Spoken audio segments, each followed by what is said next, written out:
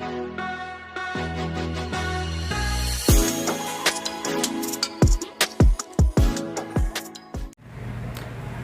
दोस्तों, जय हिंद। मैं संजय पांडे आपका Pandey excellent tutorials YouTube channel में स्वागत करते हूं। आज रिवीजन की कड़ी में हम लोग चैप्टर नंबर 7 का रिवीजन करने वाले हैं और चैप्टर नंबर 7 कोऑर्डिनेट ज्योमेट्री। तो तैयार हो जाएं। आप लोग तैयार हैं? मैं भी तैयार हूं। तो चलिए शुरू करते हैं। तो सबसे पहले आप लोगों को हम उसके बारे में जो फार्मूले हैं वो बता देते हैं, फिर उससे रिलेटेड क्वेश्चंस को हम लोग सॉल्व करेंगे। ठीक है? आप लोगों ने अगर अभी तक चैनल सब्सक्राइब नहीं किया है तो कर लीजिए, आपके लिए बहुत ज़रूरी है। और जो चैनल सब्सक्राइब करके आप यानी घंटी के बटन को अवश्य दबा दें और उसमें जो ऑल का ऑप्शन आता है उसको भी प्रेस कर दें, ताकि हम वीडियो जैसे ही डालें आपके पास पहुँचे। वीडियो को अधिक से अधिक लोगों तक आप शेयर करें और वीडियो को लाइक करें। अगर कोई प्रॉब्लम है तो कमेंट करें। ठीक है? तो ज़्यादा आगे कुछ ना कहते हुए हम लोग चलते हैं अपने मेन टॉपिक पर और देखते हैं कोऑर्डिनेट ज्योमेट्री के से रिलेटेड फार्मूले। तो सबसे पहले हम लोग देखते हैं डिस्टेंस फार्मूला। डिस्टेंस फार्मूला क्या होता है? देखें, ये एक आपका लाइन सेगमेंट है, ये पॉइंट ए है और ये बी है। ठीक है? इस पॉइंट के कोऑर्डिनेट हैं x1, y1 और इस पॉइंट के कोऑर्डिनेट हैं x2, y2। क्लियर? अब अगर A से B तक की डिस्टेंस हमें फाइंड करनी है तो हम इस फार्मूले के बेस पर फाइंड कर सकते हैं। D = root x1 minus x2 whole square plus y1 minus y2 whole square. Okay friends, तो इस फार्मूले से आप निकाल सकते हैं क्या? डिस्टेंस। कोई दो पॉइंट दिए होंगे, उनकी डिस्टेंस आप निकाल सकते हैं। क्लियर? तो इस फार्मूले को हम कहते हैं डिस्टेंस फार्मूला। चलिए हम इस पर एक क्वेश्चन कर लेते हैं इससे रिलेटेड। ओके? तो फ्रेंड्स, इस तरह का क्वेश्चन आएगा आपको करने के लिए। कहा जाएगा कि find the distance between 2, 3 and 4, 1। अब देखिए, उसी फार्मूले से नहीं, डिस्टेंस फार्मूले से हम डिस्टेंस कैसे निकालेंगे। मान लीजिएगा ये कोई ए पॉइंट है, इस कोऑर्डिनेट आपके दिए हुए हैं 2, 3 और बी पॉइंट के कोऑर्डिनेट दिए हैं 4, 1। ठीक है? यहाँ लिख लेते हैं सोल्यूशन। क्लियर? अब डिस्टेंस फार्मूला यानी x1 की वैल्यू क्या आ जाएगी? ये x1 है, याद रखें, ये x1 y1 x2 y2। ठीक है? x1 y1 x2 y2। तो x1 की वैल्यू कितनी हो जाएगी? 2, y1 की वैल्यू हो जाएगी 3, x2 की वैल्यू हो जाएगी 4 और y2 की वैल्यू हो जाएगी 1। क्लियर? तो डिस्टेंस फार्मूला लगा देंगे। क्या हो जाएगा? x1 minus x2 whole square plus y1 minus y2 whole square. Clear? तो वैल्यू रख दीजिए। x1 की वैल्यू कितनी है? 2 माइनस x2 की value 4 whole square plus y1 की वैल्यू 3 माइनस y2 की वैल्यू 1 होल स्क्वायर। क्लियर? आप देखिए क्या करेंगे। यहाँ आपका हो जाएगा 2 माइनस 4, इसका मतलब -2 का होल स्क्वायर प्लस 3 माइनस 1 यानी 2 का स्क्वायर। ओके? आगे हम इसको सॉल्व करेंगे तो क्या हो जाएगा? -2 का स्क्वायर 4 और 2 का स्क्वायर भी 4। तो ये आपका आ जाएगा कितना? √8, 4, 4, 8। अब देखें, यहाँ पर इसको अगर करना चाहें तो आप ऐसे भी कर सकते हैं, इसको 4 × 2 कर सकते हैं। 4 का स्क्वायर √2 हो जाएगा, यानी 2√2 भी इसको लिख सकते हैं। ठीक है? तो इस तरह से ये आपका क्वेश्चन हो गया कंप्लीट। इसी तरह से आप कोई भी दो पॉइंट ऐसे दिए होंगे, कोऑर्डिनेट दो पॉइंट के, आप उनके बीच की डिस्टेंस आप निकाल सकते हैं। ठीक है? कभी कभी आपका वेरिएबल इस तरीके से कोऑर्डिनेट दे दिए जाते हैं वेरिएबल्स में, और यहाँ पर आप लोगों को कभी कभी दिक्कत होती निकालने में। तो इसको समझ लेते हैं।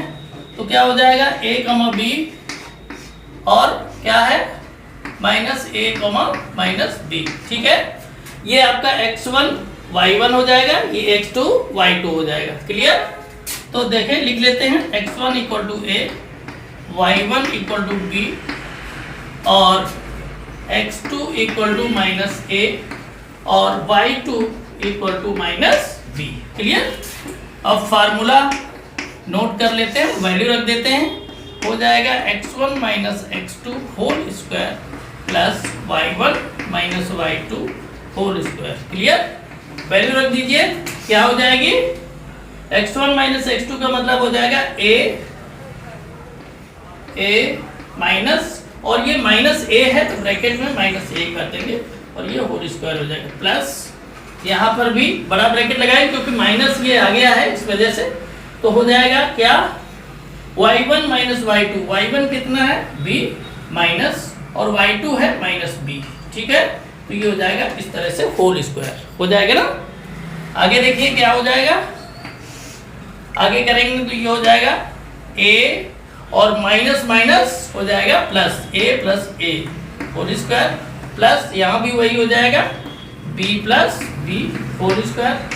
आगे देखेंगे तो ये हो जाएगा 2a का होल स्क्वायर प्लस 2b का होल स्क्वायर।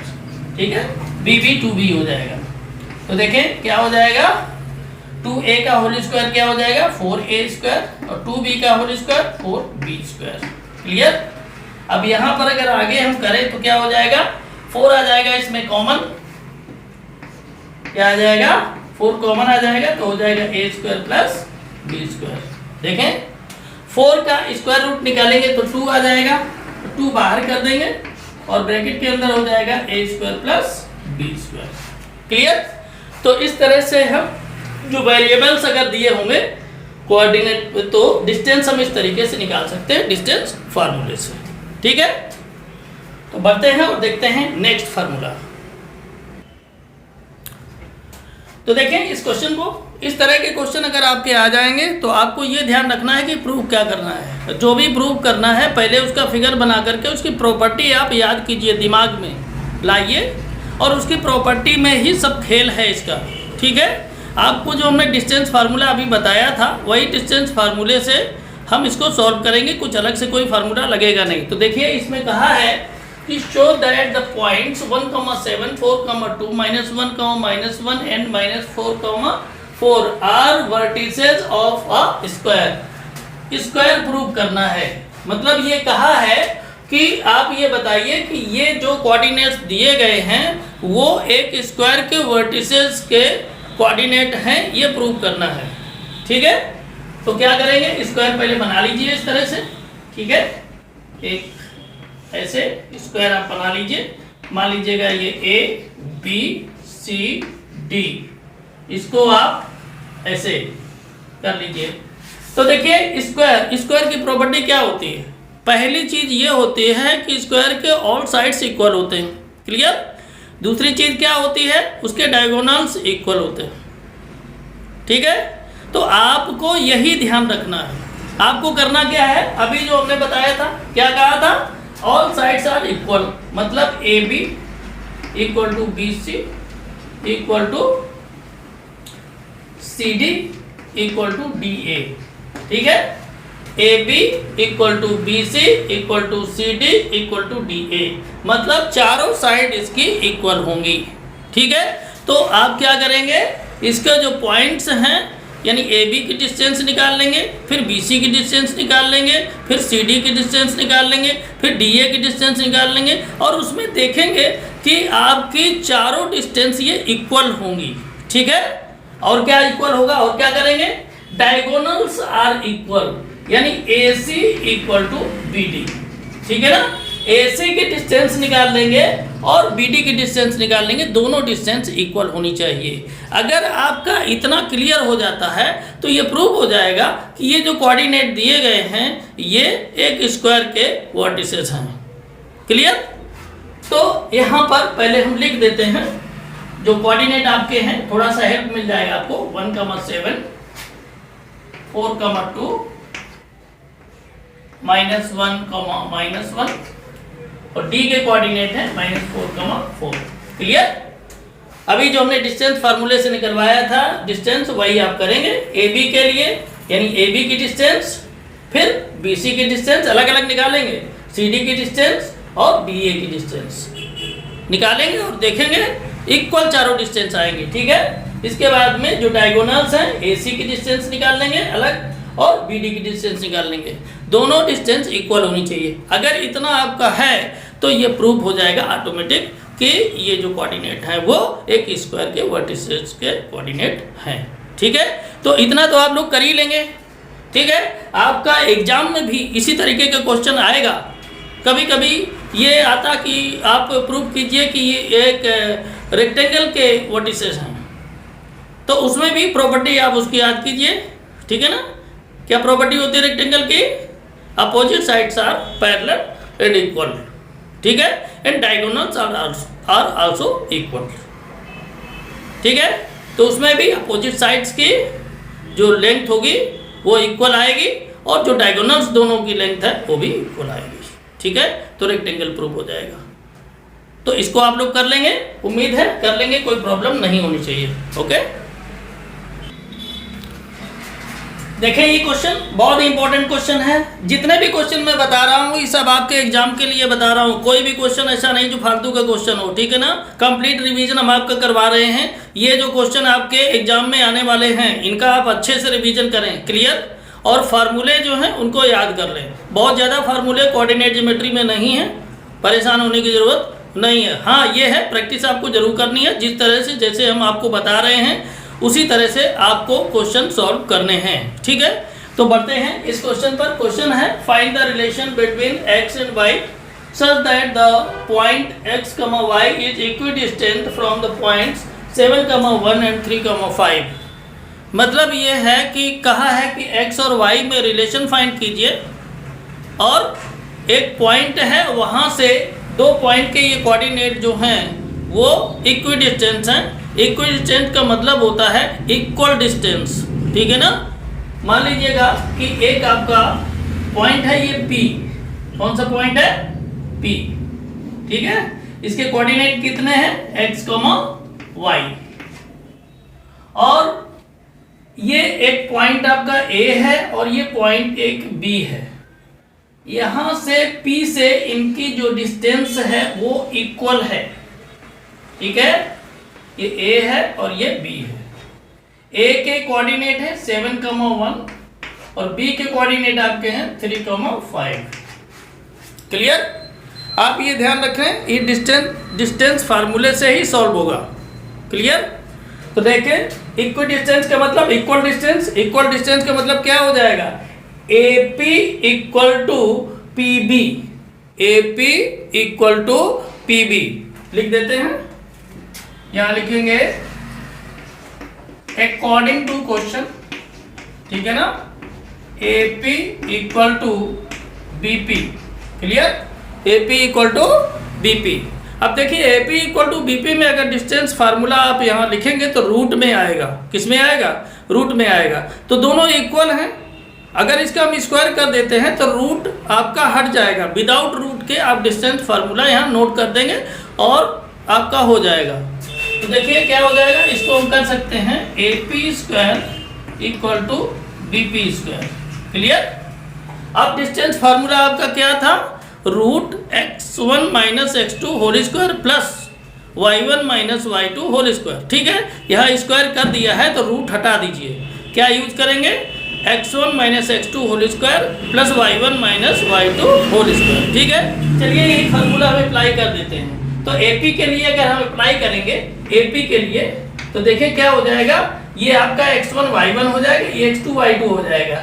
तो x1 माइनस x2 यानी x minus 7 whole square, x minus 7 whole square plus y1 minus y2 whole square यानी y minus 1 whole square equal to, अब BP के लिए करेंगे, BP के लिए तो x1 माइनस x2 यानी हो जाएगा x minus 3 whole square plus y1 minus y2 यानी y minus 5 whole square. Clear? अब देखिए यहाँ पर क्या है, a minus b whole square से हम इसको कर देंगे open. a minus b whole square क्या होता है? a square plus b square minus 2ab। इसी बेस पर हम इसको ओपन करेंगे तो क्या हो जाएगा, एक्स स्क्वायर प्लस 7 का स्क्वायर 49 माइनस 14x 2ab के लिए, और ये हो जाएगा y square plus 1 minus 2y equal to, इसमें आएंगे तो हो जाएगा x square plus 9 minus 6x। इसमें y माइनस 5 का होल स्क्वायर करेंगे तो क्या हो जाएगा y square plus 25 minus 10y। Clear? अब देखिए क्या करेंगे, एक्स स्क्वायर से एक्स स्क्वायर कैंसिल हो जाएगा, वाई स्क्वायर से वाई स्क्वायर कैंसिल हो जाएगा। क्लियर? अब यहां पर तो जगह बची नहीं है, तो इस वजह से हम क्या करेंगे, इसको कर देंगे इरेज। तो देखिए क्या बचेगा, यहां बचेगा आपका 49 minus 14x plus 1 minus 2y equal to यहाँ हो जाएगा 9 minus 6x plus 25 minus 10y। Clear? तो आगे क्या हो जाएगा, 49 plus 1 50 minus 14x minus 2y equal to 25 plus 9 34 हो जाएगा minus 6x minus 10y। Clear?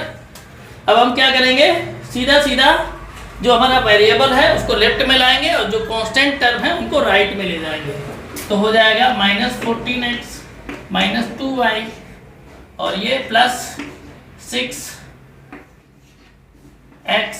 और plus 10y equal to 34 minus 50। Clear? तो देखिए 14x से 6x माइनस कर देंगे तो क्या आ जाएगा, माइनस के 8x।